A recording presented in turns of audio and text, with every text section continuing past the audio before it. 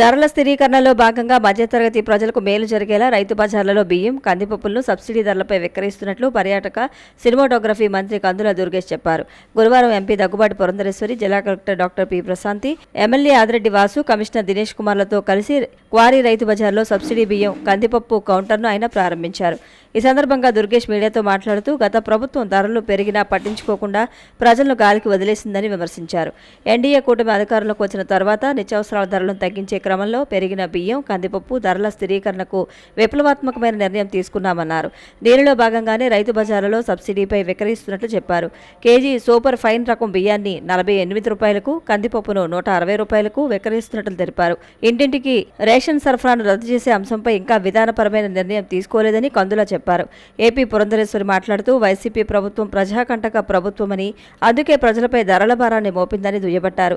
ధరల స్థిరీకరణలో భాగంగా బాపట్ల సన్న రకం బియ్యాన్ని రైతు బజార్లలో సబ్సిడీపై విక్రయిస్తున్నట్లు చెప్పారు. జిల్లా కలెక్టర్ పి ప్రశాంతి మాట్లాడుతూ జిల్లా వ్యాప్తంగా 9 రైతు బజార్లోని ప్రత్యేక కౌంటర్ల ద్వారా సబ్సిడీపై బియ్యం, కందిపప్పులను విక్రయిస్తున్నట్లు వెల్లడించారు. అవసరమైతే మరిన్ని కౌంటర్లు ఏర్పాటు చేస్తామన్నారు. వినియోగదారులు ఆధార్ కార్డును తీసుకుని రావాలని సూచించారు. ఒక్కో ఆధార్ కార్డుపై 5 కేజీల బియ్యం, కేజీ కందిపప్పు అందిస్తామన్నారు. సబ్సిడీ విధానంలో లోటుపాట్లను సవరించేందుకు టోల్ ఫ్రీ నెంబర్ను ఆయా కౌంటర్ల వద్ద ప్రదర్శిస్తామన్నారు. కూరగాయల ధరలను కూడా తగ్గించేందుకు చర్యలు తీసుకుంటామని కలెక్టర్ చెప్పారు. ఎమ్మెల్యే ఆదిరెడ్డి వాసు మాట్లాడుతూ ప్రజా పంపిణీ వ్యవస్థలో ధరల స్థిరీకరణ విషయంలో తామే బాధ్యత వహిస్తామని, గత పాలకుల తరహాలో తప్పించుకోమని స్పష్టం చేశారు. గత ప్రభుత్వ హయాంలో కాకినాడ పోర్టు ద్వారా సబ్సిడీ బియ్యం అక్రమ రవాణా జరిగిందని ఆరోపించారు. అనకాపల్లి జిల్లా రాంబిల్లి మండలం కొప్పగుండు గ్రామంలో ప్రేమ పేరుతో 9వ తరగతి చదివే బాలికను వేధింపులకు గురిచేసి హత్య చేసిన కేసులో నిందితుడైన సురేష్ ఆత్మహత్య చేసుకున్నాడు. గురువారం రాంబిల్లి మండలం కొప్పగుండు పాలెంలో నిందితుడు సురేష్ మృతదేహం లభ్యమైంది. కొప్పగుండు పాలెం పరిసరాలలోని గడ్డివాములో మృతదేహం బోర్లాపడి ఉండటాన్ని పోలీసులు గుర్తించారు. వెంటనే మృతదేహాన్ని స్వాధీనం చేసుకున్న పోలీసులు పోస్టుమార్టం నిమిత్తం ఆసుపత్రికి తరలించారు. సురేష్ ఆత్మహత్యకు పాల్పడినట్లు అనుమానిస్తున్నారు. అనకాపల్లికి చెందిన బాలికను నిందితుడు సురేష్ ప్రేమ పేరుతో వేధింపులను గురిచేశాడు. ఆమె నిరాకరించడంతో ఈ నెల 5న ఇంట్లో ఉన్న బాలికపై కత్తితో దాడి చేసి హత్య చేశాడు. ఆపై సురేష్ అక్కడి నుంచి పరారయ్యాడు. గతంలో కూడా బాలికను సురేష్ వేధింపులకు గురి చేయడంతో అతడిపై బాలిక తల్లిదండ్రులు పోలీసులకు ఫిర్యాదు చేశారు.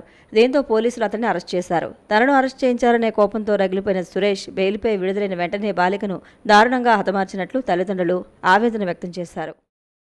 ఏపీలోని శేషాచలం అడవుల్లో ఎర్రచందనం దొంగలను వదిలేది లేదని, స్మగ్లింగ్పై నివేదిక కోరతామని కేంద్ర మంత్రి బండి సంజయ్ చెప్పారు. దాని ఆధారంగా జాతీయ సంపద దోచుకున్న వారిపై చర్యలు తీసుకుంటామన్నారు. గత వైసీపీ పాలకులు వీరప్పన్ వారసులు అని సంజయ్ ధ్వజమెత్తారు.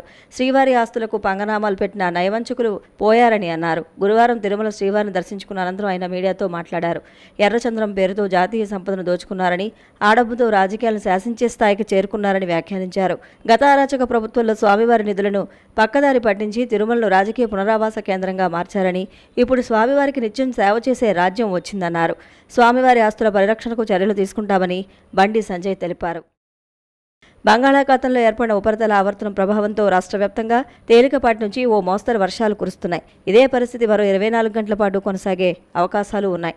పలు ప్రాంతాల్లో ఓ మోస్తరు నుంచి భారీ వర్షాలు పడే అవకాశం ఉందని వాతావరణ కేంద్రం వెల్లడించింది. రాష్ట్ర వ్యాప్తంగా దాదాపుగా అన్ని జిల్లాల్లో వర్షపాతం నమోదు అవుతుందని ఏపీ ప్రకృతి వైపరీత్యాల నిర్వహణ సంస్థ తెలిపింది.